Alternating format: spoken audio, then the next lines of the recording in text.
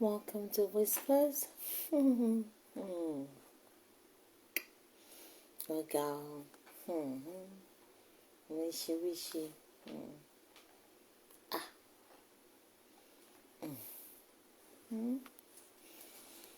Come with me, let's find out. I am not looking for appointments under Tinubu, but I can nominate people.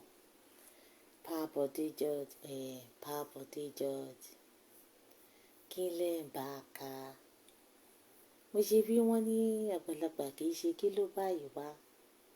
Ẹ ṣe wá ya olójú kò mú un lọ báyìí náà. Kí ló dé náà? Wọ́n ní kẹ́ ẹ mú wá. Báwọn ṣe máa sọ kinní yẹn náà eléegun ni. Wọ́n ní kẹ́ ẹ jùlẹ̀ ẹlẹ́ran wà ń bẹ̀ kí ló dé? Kílẹ̀ bàkà. Ẹ kó ṣì sàn. Ẹ kó ṣì dà sàn. Ẹjọ́ lẹ fẹ́ rò. Ẹ wá pò lọ́dọ̀ Tinubu. Àmọ́ ẹ lè yan àwọn èèyàn fún. Chief selector, chief nominator.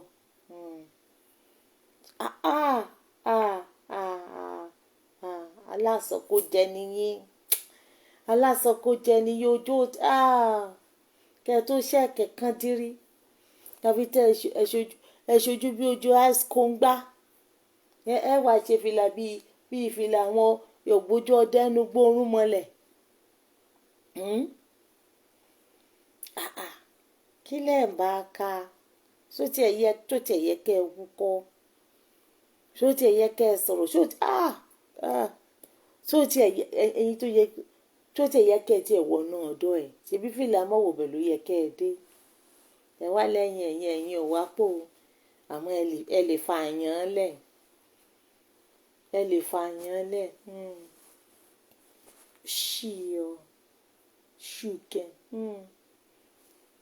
Ṣùkẹ́ lára yín. A former deputy national chairman of the People's Democratic Party, Chief Bode George, has said that he is not looking for an appointment under President Bola Tinubu, but he can recommend people to work for him.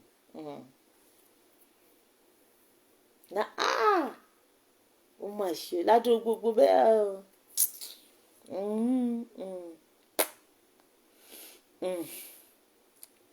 George, a stern critic of Tinubu, who recently made up with the press-elect.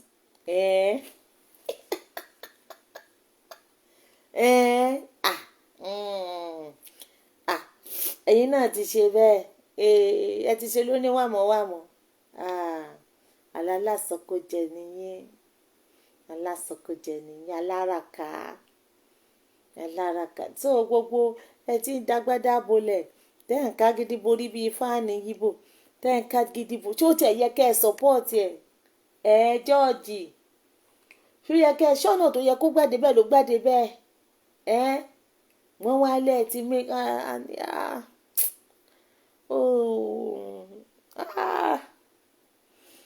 Irú ẹ̀yin àgbàlagbà tẹ́ ẹ̀ níran. Tá ń bí yín náà tá ń bàbá yín. Irú ẹ̀yin adójútì ni wò lélẹ̀ ìgàn náà. Ẹ̀yin àgbàlagbà tí wọ́n tẹ́ẹ̀rẹ́ ni bí yín tí wọ́n kọ yín dẹ́gbẹ̀kọ́ tẹ́ẹ̀ tó kọ́ra yín sí dáadáa. Bẹ́ẹ̀ bàbá ẹnìkan ni bàbá ẹnìkan ni yín. Tẹ́ ẹ̀ ṣe rádaràda báyìí. Ṣé irú yín ló yẹ ká bá níbi èwo tí ẹ ní? Tẹ́yìn náà ní tàn rí ni. Àwọn tí wọ́n bí rí tí wọ́n ní tàn rí. Ṣí ọ. Don't okay. Who recently made up with the press-elect, told Punch in an interview that he ended his rift with the press-elect not for appointment, but for peace to reign. Peace pé kíni? Peace ìbú wo ní rẹ́ẹ̀nì lápá abo? Peace láàrin àwọn wo sáwọn wo? Ṣé ìlú fararọ ni? For peace to reign pé kíni? Ẹjọ́ ogun Hitler ni. ṣé World War One àbí two àbí three ilẹ̀ ń jà ní tẹ̀fínífọ̀ bí ìsìnbó ẹ máa tanra yín ṣíọ. And in deference to those who intervened in the matter, amọ̀wò gan ni kò ní kúlù fáwọn tó intervene. Àwọn wo ló intervene? Ṣíọ. At the behest of Tinubu, it says that after some senior indigenes of Lagos State and a delegation from the All Progressive Congress visited him to end the long-standing dispute and solicited his support for the Tinubu government, noting that he could never have desired anything more at his age. He stated, on this, people are only talking rubbish. Ẹ̀yin gan ṣe nonsense. Ẹ̀yin gan ṣe rádaràda.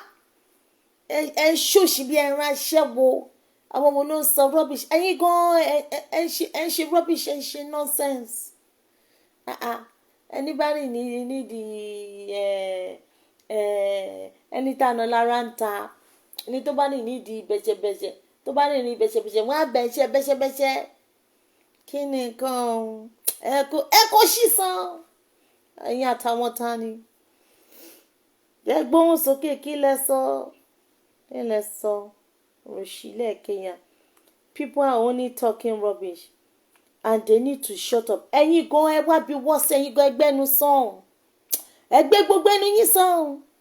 Ẹ̀yin gan ẹgbẹ́nu yín sàn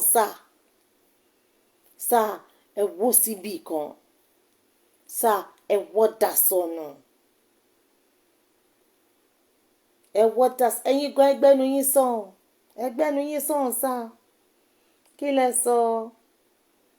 This man Tinubu is just starting.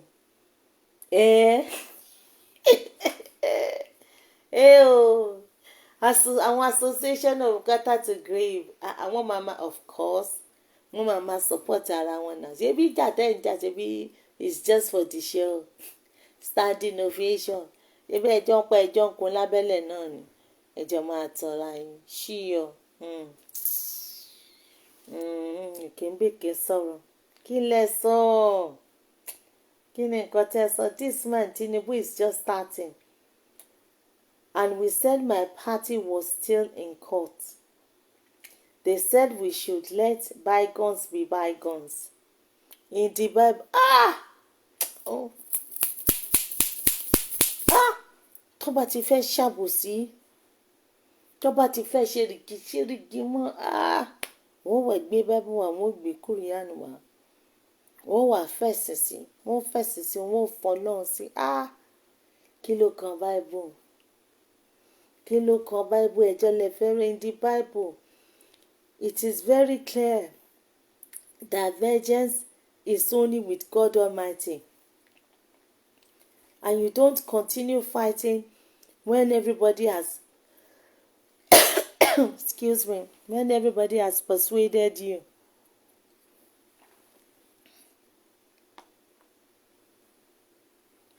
When everybody has persuaded you that it is enough. Kí ni ìdí ìjà yín gan? Kí lẹ̀ ń jà?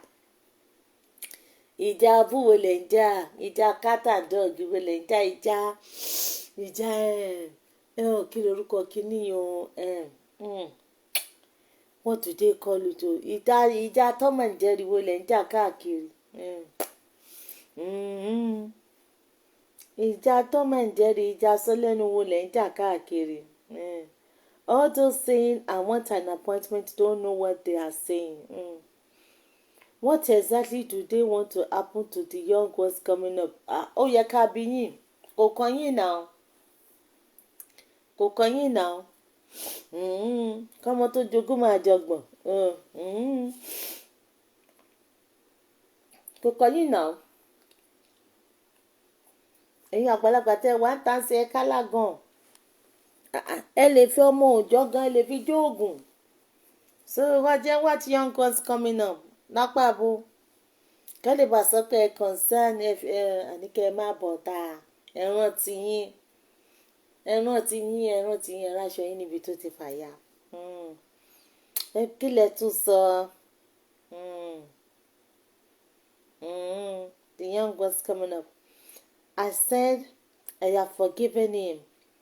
We had an issue and people settled it for us, and I have forgotten about it. Asked whether or not he would accept an appointment from the government if offered, he stated, I will give him people that have the knowledge from the party. Has been a manager for the party for years. If he says he wants me to help him get someone, there are millions of young people who still have all the energy to run around and not me. Tẹ́lẹ̀ nǹkan bàbá àṣàlẹ̀ lẹ́yìn ẹ̀ lè máa run around. Ẹ láwọn errand boys, ẹ láwọn bọ̀yì náà. So kí wá ni? It is not for me. Because I am not looking for a job. But if he calls me, we will discuss it before the party leaders. Put heads together and nominate from our side somebody who is still young, agile, has the knowledge, and can add value to this country. Which country? Value killer hardy.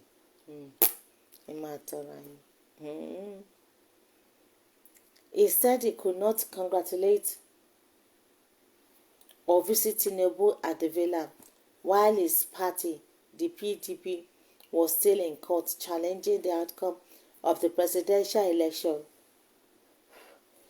This, he said, would amount to a betrayal of his party. Okay.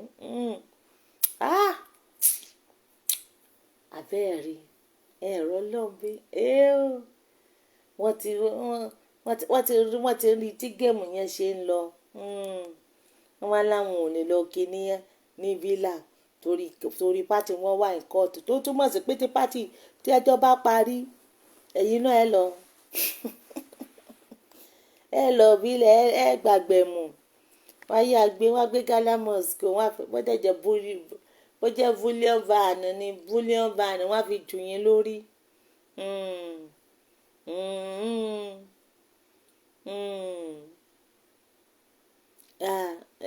Ó kúkú gbọ́n àdán ó gbọ́n àdán fi ṣe if you keep your friends close you keep your enemy closer. Wọ́n ti mọ̀ pé tó o bá ti játa o lè bá mọ̀ pẹ̀ gan-an ìyàwó àkọ́ tó máa fi dín yín lẹ́nu tó máa fi ṣọ́ọ̀kì yín lẹ́nu. Gbogbo yín ní kúre ní súnre ti gbódó mi ọkọ̀ gbogbo yín ò ní balẹ̀.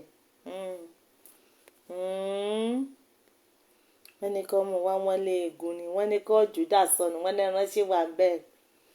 Ẹ bàjẹ́ ṣẹ̀kẹ́ ẹjọ́ ṣàká bẹ́ẹ̀ bàjẹ́ ìṣòkè ẹjọ́ ìṣòkè wo lọ ṣàká ṣoko ìwo lọ ṣàká ojú kan làdá ní ó bá ti lójú méjì ó ti di dà. Kí ni gbogbo kàtìkàtì I am not looking for appointment but I can nominate people. Ọ̀rọ̀ àfààní Fatima wà àbárẹ̀ ẹ̀kọ́ ẹ máa tanra yín jáde mọ́gbọ́n káfẹ́rẹ́ sẹ́ni káwọ́ àti eléyìí tẹ́ sọ ẹ jẹ́ kó ṣìdá sàn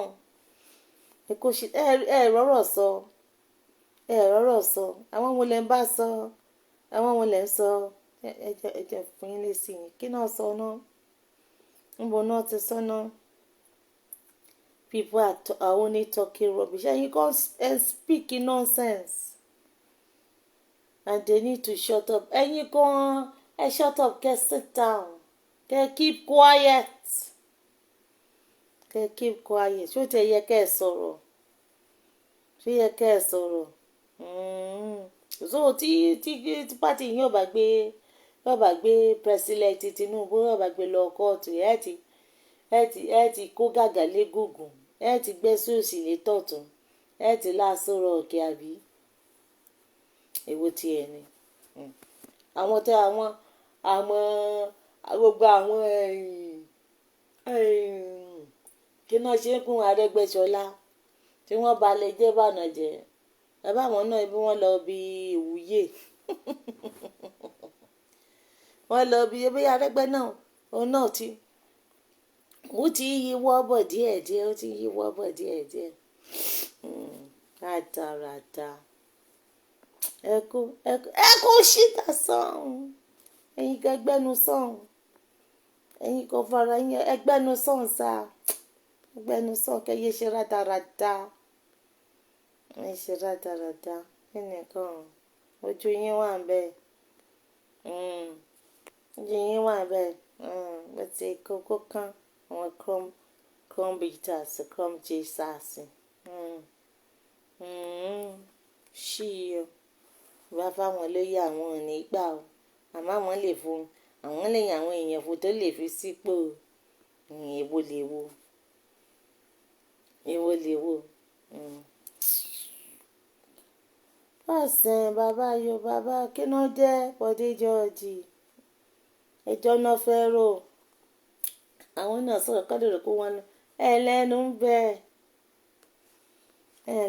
bẹ kó gbá wọlé ẹfọ́dọ̀ fún ṣọ́ọ̀bù so gbogbo kínní ti gbogbo òkòkò dúkòkò àti ariwo ẹjọ́ máa yanjú ẹ̀ ara àwọn fènìyàn mímọ̀ sọ̀rọ̀ gúrùpù nìyẹn yóò dá gbogbo ọlọ́run ó tutù ẹjọ́ mélòó lẹ fẹ́ lò láyé tẹ̀ wẹ̀ wò rìn ẹjọ́ mélòó gbogbo yín náà ní tán rí ní tán rí kàn tán rí wúwá rí ṣe rí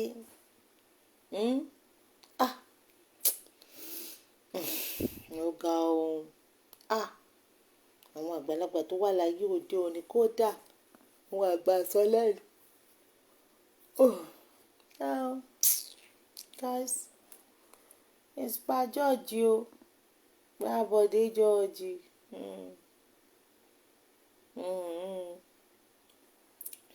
young people náà ni gbogbo wọn fi ń bojú young people irọ́ dẹ̀ ni èrò fẹ́ pòpò róde nu young people náà ni má wọrí ẹ̀yin ló ń dà kókó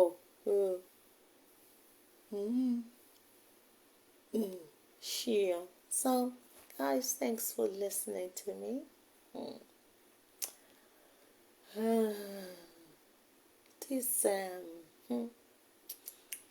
this animal farm na nothing all kinds of drama so I mean for updates for news updates visit my website iTale Abiyamo Titi Tattoo that blog is solely for Nigerian political news, entertainment, things like that. So, man, I can't even keep up with this drama. So, visit my website to read the stories. So, the ones that I can talk about, that I feel needs me responding to, I will respond to them. So, by George. And you know. Wọ́n tó bí ni àṣebí tágbàlagbà bá tiẹ̀ dàgbà wọ́n máa jò ní wọ́n á jò evil ní ẹ̀bọ̀rọ̀ òwú tó rí kàkàràkà bí ẹ̀yìn kíni o oh my God silver something tó ṣe hẹ̀rìmọ̀ wọ́n ti yọ tán kódà tọrọ lẹ́rọ létí jù wọ́n lọ ẹ̀bọ̀rọ̀ òwú ti yọ ẹ̀yìn ìṣẹ̀lẹ̀ wú bọ̀ǹtùbọ̀ǹtù síbi búrẹ́dì tí wọ́n kó sómi kí ló dé ẹ ló máa wú ni kí ló dé ẹ kó ṣì dà sọ́ọ̀nù ẹ wọ́dà sọ́ọ̀nù Jerry. So guys, until I come your way again, bye.